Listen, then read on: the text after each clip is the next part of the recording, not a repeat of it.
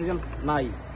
এখন আমরা নিচে আসলাম অ্যাম্বুলেন্স নেওয়ার জন্য, কোনো অ্যাম্বুলেন্স নাই। তারা বললাম যে নিচে তো কোনো অ্যাম্বুলেন্স নাই, আমরা সরকারি অ্যাম্বুলেন্স দেন। তারা বলে যে সরকারি কোনো অ্যাম্বুলেন্স নাই, তো সরকারি অ্যাম্বুলেন্স নাই, অন্য কোনো অ্যাম্বুলেন্স নাই। তারা বললাম যে অ্যাম্বুলেন্স আমরা একটা ম্যানেজ করে দেন। 999-এ কল দিলাম, 999-এ বললো অ্যাম্বুলেন্সের নাম্বার দিছে। অ্যাম্বুলেন্সে কল দিলাম, কল ধরলো, কল রিসিভ করে বলছি যে ভাই আমরা রুগী নেওয়া লাগেছিলেন, আপনারা যদি অক্সিজেন দিয়ে নেওয়া লাগে, অক্সিজেন ছাড়া তো রুগী নেওয়া যেত না। তারা বলছে অক্সিজেন খুললে রুগী মারা যাইব, 2 দিনের শিশু বাচ্চা। এখন তারা কল দিলাম, তারা বললো যে না ভাই আমরা ভিতরে ঢুকতে পারবো না, প্রশাসন আমরা বাইর করে দিছে, ভিতরে আসার আমরা কোনো অনুমতি নাই। তারা বলছে এখানে নাম্বার দেওয়া আছে, আপনার নাম্বারে কল দিন। এখানে ইউনো স্যারের নাম্বার দেওয়া আছে, জেলা প্রশাসকের নাম্বার দেওয়া আছে। 2 জনের কল দিলাম, কেউ কল রিসিভ করছেন না। তত্ত্বাবধায়ক আরেকজনের নাম্বার দেওয়া আছে, তাইনে কল দিছে, তাইনে কল রিসিভ করছে, সমস্যা বলার পরে তাই কলটা কাটটা দিছে। এখন পর্যন্ত কোনো সমাধান নেই।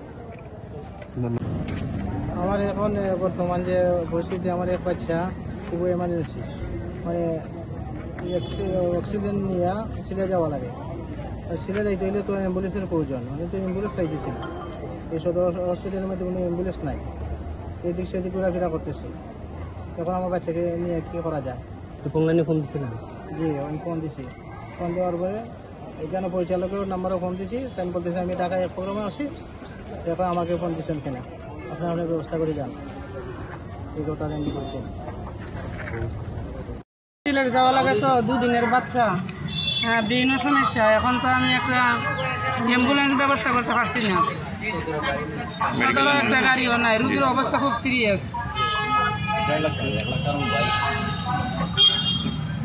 গাড়ি দেই না আমরা, একটা গাড়ি যেভাবে ব্যবস্থা করে দেন আমাদের।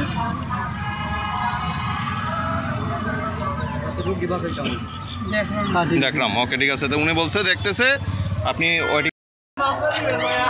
আমি সুনামগঞ্জ সরকারি মেডিকেলে আসলাম আর কি।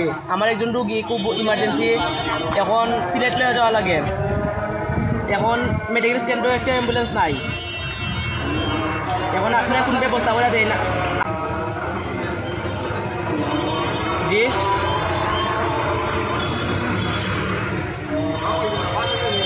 বুঝছি। তখন তো রুগী খুব সিরিয়াস অবস্থা, এখন তো আমরা অ্যাম্বুলেন্স লাগবো নাকি? তা না রুগী মরতো নিয়ে, রুগী মরলে আপনি তো এবার লইবেন নিয়ে। আর সফল স্যারের নাম্বার 33-121 ওখানে আমরা তো মারা গেছে, আমরা কিলারি দাম তারা সরকারি এই মালিক লাউড জামাইতে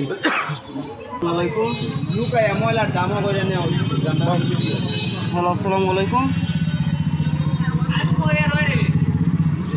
আমার ভাই একজন মারা গেছে, উনি অ্যাম্বুলেন্স খুঁজে পাইতেছে না, আপনারা একটা অ্যাম্বুলেন্সের ব্যবস্থা করে দিন।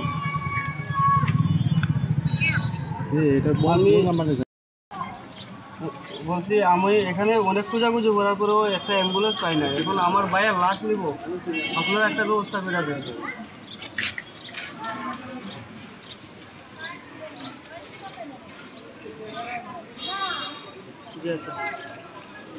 সমাজসেবা অফিসারের সাথে যোগাযোগ করতে সমাজসেবা অফিসের নাম্বারও পাইবা, 2 মিনিট হাসপাতালের অ্যাম্বুলেন্স কই? ডক্টর মোহাম্মদ মাহবুবুর রহমান স্বপন সাপকে জিজ্ঞেস করে। রুগী যাবে কি করে? রুগী যাবে কি করে? মাহবুবুর রহমান স্বপন সাপকে জিজ্ঞেস করেন, তারও উত্তর পেয়ে যাবেন। আর কিছু প্রশ্ন আছে আপনার? আমরা একটা কেন মানে হঠাৎ করে এরকম হলো কেন? এই যে আমরা এই মাহবুবুর রহমানের চাঁদা দিতে পারি না দীক্ষা, আমাদেরকে আমাদের স্ট্যান্ডে ইসা ম্যাজিস্ট্রেট আনাইয়া, পুলিশ আনাইয়া আমাদেরকে হেরাসমেন্ট করতেছে, দৌড়াদৌড়ি দিতেছে, আমাদের বেডে লাত্তি মারতেছে। ওরা আমরা বলছিল মাসিক একটা চাঁদা দেওয়ার জন্য, কিন্তু আমরা চাঁদাটা দিতে পারি নাই বিদায় আমাদেরকে তারা এই অবস্থা করতেছে। আমাদের গাড়িগুলা এই মেডিকেল থেকে সরাই দিছে, এবং কি আমাদেরকে পুলিশ দিয়ে দৌড়াইতেছে, ম্যাজিস্ট্রেট দিয়ে দৌড়াইতেছে। আমরা গরিব, আমরা আইছি কেন? মানুষকে সেবা দেওয়ার জন্য। আমরা কয় টাকা নেই, একটা টিপ নিয়ে গেলে 2000 2,500 টাকা নেই, 1000-1200 টাকা খরচ হয়ে যায়, মাজন দিতে হয় 1000 টাকা। আমরা 2-4-500 টাকা নিয়ে ঘরে যাই, বউ বাচ্চা নিয়ে চলি। কিন্তু এই 2-4-500 টাকার ভিতরে এইখান থেকে যদি প্রতি মাসে আমরা 1000 টাকা করে চাঁদা দিতে হয়, তাহলে আমরা চলবো কীভাবে?